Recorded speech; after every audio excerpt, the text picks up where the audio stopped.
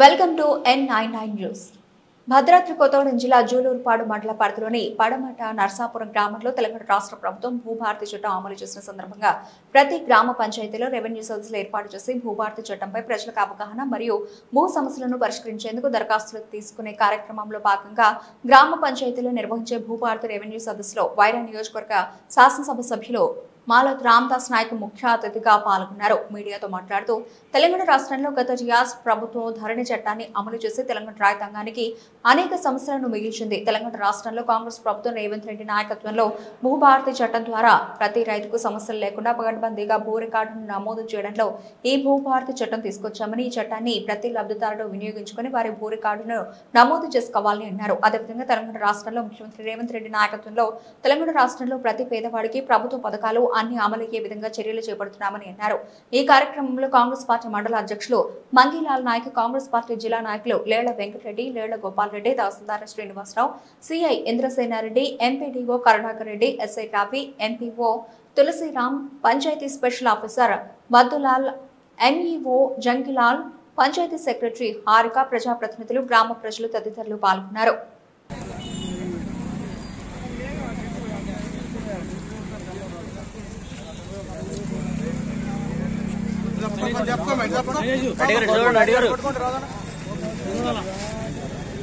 Okay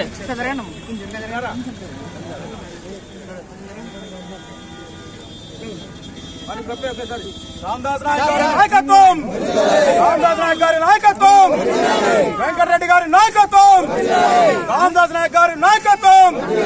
జై కాంగ్రెస్, జై కాంగ్రెస్.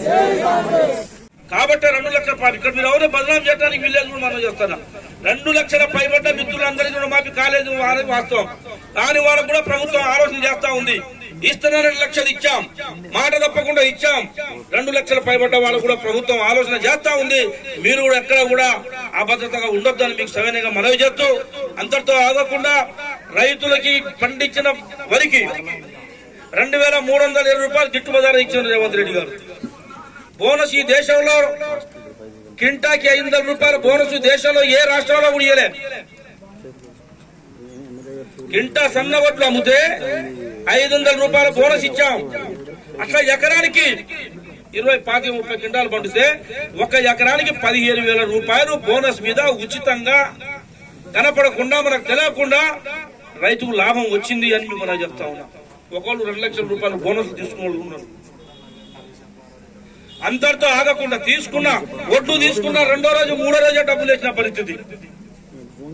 ఆనాడు 15 రోజులు 20 రోజుల దాకా డబ్బులు రైతు అమ్మితే డబ్బులు పరిస్థితి రాలేదు. 10 కిలోల దాకా తరువులు తీసుకున్న పరిస్థితి ఉన్నది. ఇలా సన్న బియ్యం మనందరూ రేషన్ చేపలు, ఇక్కడ రేషన్ చేపలలో దొడ్డు బియ్యం ఉంటే వానికే అమ్మేటోళ్ళం 6 రూపాయలు 7 రూపాయలకు. నాకు తెలియదు అనుకోకండి మీరు. ఆయనకి అమ్మేస్తే ఆయన మన గవర్నమెంట్ కమ్మి అయ్యే బియ్యం మనకేస్తాడు. ఎవరో ఒక్కరితో తీసుకోండి వండుకుంటాం. ఇవాళ ఏదైతే సన్న బియ్యం మనం కొనుక్కుంటున్నామో, సన్న బియ్యం ఎక్కడ కూడా కిలో సన్న బియ్యం కూడా మన షాప్ లో వదిలిపెట్టకుండా ప్రతి కార్డు తల్లి, కార్డు హోల్డరు, ప్రతి ఒక్క రేషన్ కార్డు వాళ్ళందరూ కూడా ఒక్క కిలో కూడా ఇచ్చి పెట్టకుండా ఇవాళ మనం సన్న బియ్యం తీసుకొస్తున్నాం.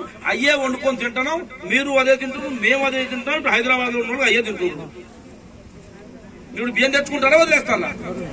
ఏమా ఇంతకుముందు ఏడు వాడికి అమ్మలే 1 లక్ష ఇస్తా అని చెప్పాడు. చెప్పిన 1 లక్ష రూపాయలు ఎన్నిసార్లు వేసిండు? 4 సార్లు వేసిండు. ఆ 4 సార్లు వేస్తే వడ్డీకి పోయినది అసలు అర్థం కాకుండా మనం అప్పుల పాలైపోయినాం. బ్యాంకు కేసీఆర్ గారు 1 లక్ష రూపాయలు ఇస్తా అని ఆయన 1 లక్ష రూపాయలు ఇస్తే ఒకేసారి కడితే మనం బాకీ తీర్దారు మనం ఎదురు చూసుకుంటున్నాము. కానీ ఆయన ఏం చేసిండు? 4 సార్లు 4 పాతికలు వేసిండు. 10